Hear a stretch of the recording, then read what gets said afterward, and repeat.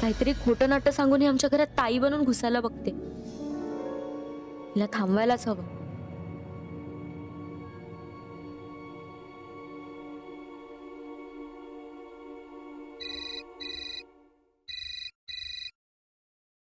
हा बोल शमा.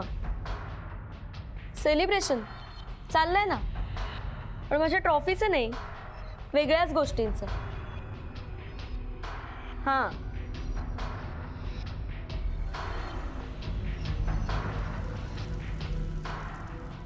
ये.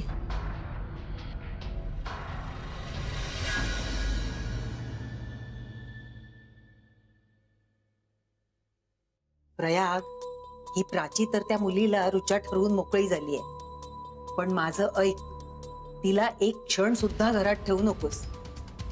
पश्चाताप करायची वेळ येईल ना तुझ्यावर.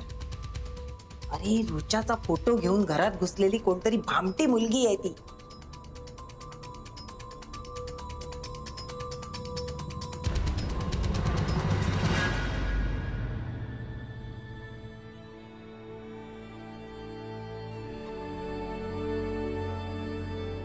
कुठे होतीस ग तू इतके वर्ष? कुठे राहत होतीस?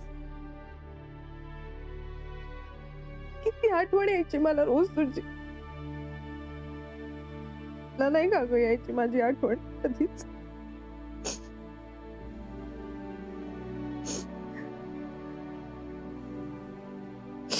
तुझ्या आता कुठेच जायचं नाही. मी नाहीये तुला जाऊन देणार. झोपलीस का ग? झोप.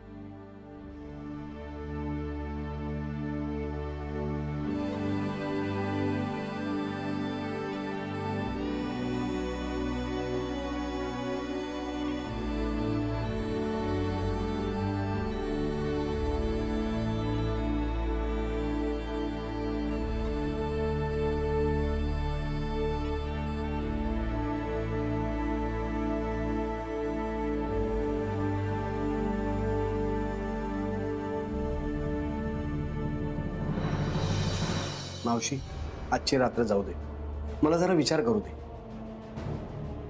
कर, तू ना विचारच करत बस. पण लक्षात ठेवा, आजची रात्र वैऱ्याची आहे. जर काय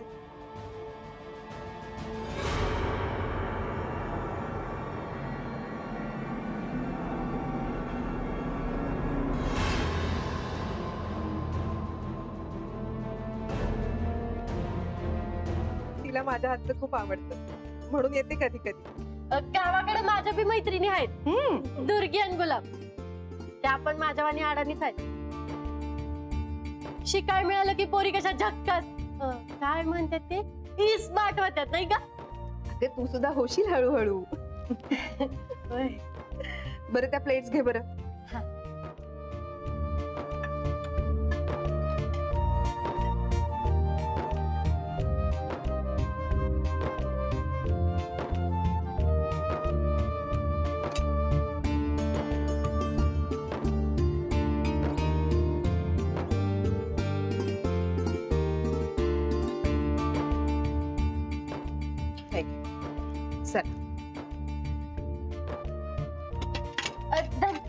मी नेते. बरं दे, म्हणजे तुझी मैत्री होईल. आणि हो, तू सुद्धा खा. हा हा बाय बाय.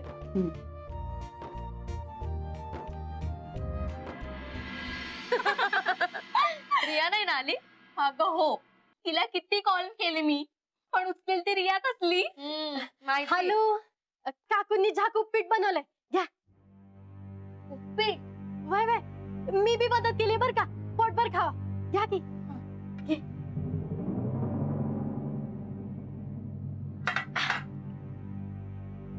काय गण्या, कोण गई पाहुणी?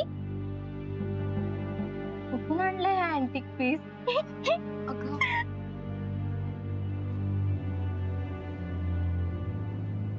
अशी काय खाली काय बसलीये? तुमच्या रिलेशन मध्ये आहे का? नाही नाही, नोकर आहे ती, आईच्या मदतीसाठी आणली. मी कोण आहे म्हणून सांगितलं? जे आहे ना तेच सांगितलं. आणि तू तू जा ना इथून. अशी आवाज काढत खात नको बसून. जा निघ. तुम्ही दोघी लहानपणापासून वेगवेगळ्या वातावरणात वाढलाय आणि शेवटी तुझ्या आणि तिच्या वागण्यात फरक हा असणारच.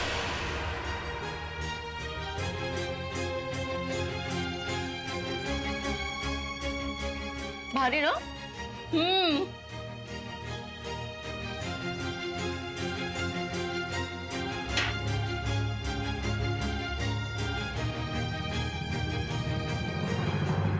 लाज झालाय यार. आईने केलंय.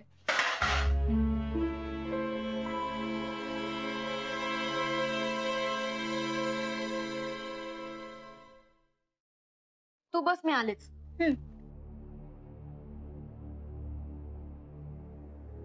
काय ग, काय झालं? आय, तू म्हणली होती ना तसंच वागले मी. फिरमानं बोलले, हॅलू पण म्हणलं त्यांना आणि खायला बी दिलं. तरी पण ही अशी का बरं वागते माझ्या संग?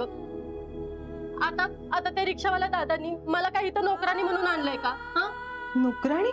नाही ना. मग नेहानी तिच्या मैत्रिणीला असं का बरं सांगितलं? आई, हिला जरा गप्प बसायला सांगा. उगाच माझ्या मैत्रिणीसमोर हिची नाटकं नकोय का? त्याची काळजी तू सुद्धा घ्यायला हवीस ना. अगं ही नोकराणी असं का सांगितलं शमाला? आता खेळते का मी तुझ्या वाट्याला? काय वांगाळ बोलले? मग तू कशाला उगाच माझा अपमान करती?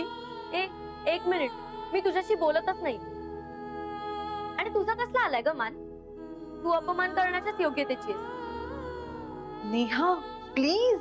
आई काय प्लीज? मुळात तू हिला माझ्या मैत्रिणीसमोर का पाठवलंस बाहेर? अगं ती चार चौघात मिसळावी, तिने काहीतरी चांगलं शिकावं म्हणून. क्षमा. नाही, मी निघते. काकू, येते मी.